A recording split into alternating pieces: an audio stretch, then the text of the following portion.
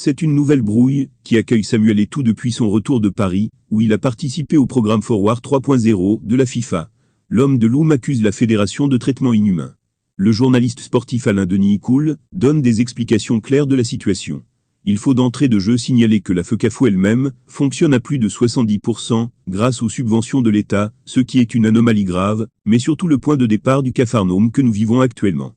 Une fois que cela est dit, rentrons dans le vif du sujet. L'argent que les clubs réclament à la FECAFO est un droit pour ces clubs, et la FECAFO, si elle est sérieuse et cohérente, a l'obligation de payer cela aux clubs.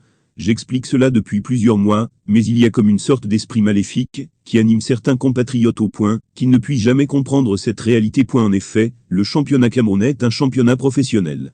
Ce championnat dispose d'un sponsor qui est en même temps ce que les anglo-saxons appellent NAME, ce qui implique qu'il y a des droits commerciaux qui sont reversés à la fédération par le sponsor, NAME, pour coller son image au championnat. Cet argent est d'abord pour les clubs, car ce sont les clubs qui font le spectacle que MTN sponsorise. C'est exactement ce qui se passe en Ligue 1 française avec Ubri, en Liga espagnole avec Santander, et dans tous les championnats professionnels dans le monde.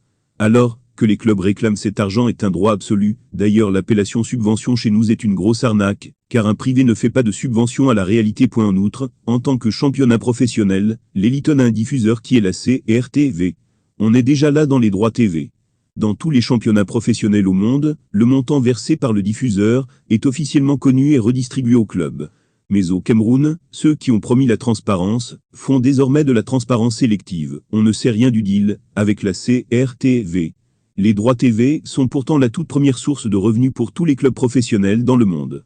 Alors, la fédération doit déposer ce que lui reverse le diffuseur CRTV afin de repartir ce montant au club. Le dire, ce n'est pas détester et tout. D'ailleurs, c'est mon footballeur préféré après Messi. Quand on prend donc les droits commerciaux reversés par le sponsor, conjugués aux droits TV reversés par le diffuseur, la FECAFO a le devoir de reverser cet argent, que l'on appelle abusivement subvention au club.